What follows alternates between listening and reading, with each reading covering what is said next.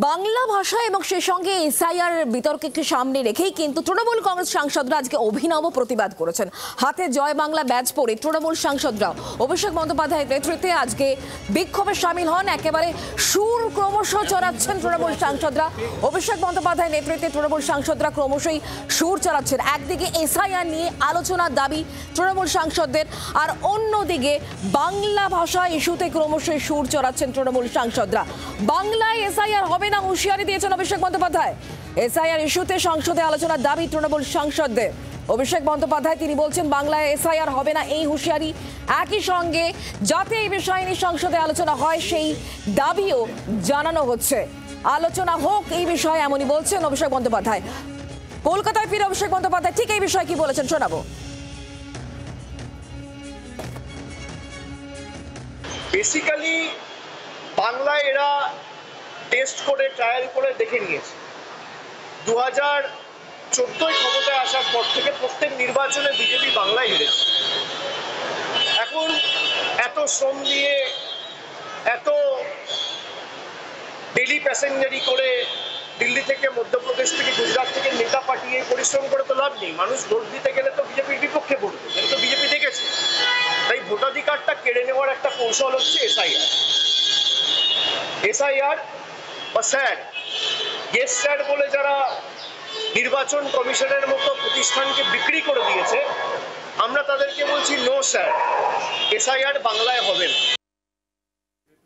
SIR বা special intensive revision নিয়ে যাতে আলোচনা হয় লোকসভায়, এই বিষয়ে আরো সুর কিন্তু চড়া করেছেন অভিষেক বন্দ্যোপাধ্যায়, কারণ তিনি স্পিকারের সঙ্গে দেখা করেছিলেন গতকাল এবং এই বিষয়ে আলোচনার দাবি তিনি জানিয়েছেন। ঠিক কি বলেছেন অভিষেক বন্দ্যোপাধ্যায় এই বিষয়ে শোনাবো। আমরা আমাদের দাবিতে অনড় এবং স্পষ্ট। আমরা চাই হাউস চলুক। আমি নিজে কালকে স্পিকারের সাথে দেখা করেছি, স্পিকারকে অনুরোধ করেছি যে আপনাদের যদি লোকানোর কিছু না থাকে, আপনাদের যদি ভয়ের কিছু না থাকে, তাহলে আপনারা এসআইআর নিয়ে ডিসকাশন দিচ্ছেন না কেন? বাঙালিদের প্রতি অপমান, বাংলাকে বাংলাদেশি ভাষা বলে আখ্যায়িত করা এবং ইচ্ছাকৃতভাবে বেছে বেছে বিজেপি শাসিত রাজ্যগুলোতে বাঙালিদের উপর অত্যাচার করা, ব্যঙ্গ বিদ্রুপ করা, আক্রমণ করা, আপনি এর বিরুদ্ধে দরকার হলে আমরা ডিসকাশন চাই, আপনি ডিসকাশন দিন। কেন্দ্রীয় শিক্ষা প্রতিমন্ত্রী সুকান্ত মজুমদার তিনি এই এসআইআর নিয়ে ঠিক কি মন্তব্য করছেন তার বক্তব্য শোনাবো। এরা জিততে পারে না, যেখানে সেখানে ইলেকশন কমিশনার ইভিএম এ দোষ দেয়, আর যেখানে জিতে যান সেখানে বলে যে ইলেকশন কমিশনার ইভিএম ভালো। সব থেকে বড় কথা, এসআইআর 2002-03 হয়েছিল, এখন এবারও হবে।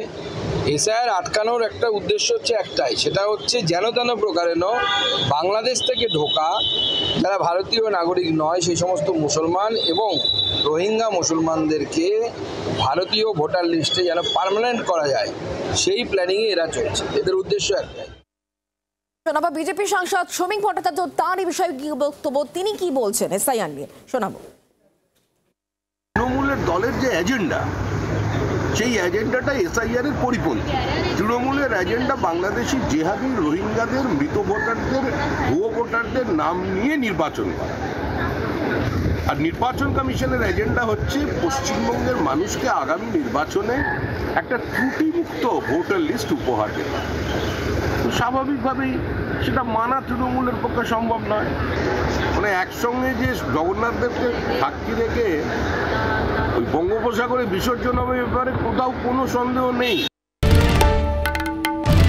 বাংলার আওয়াজ, বাঙালির আবেগ, জি 24 ঘন্টা।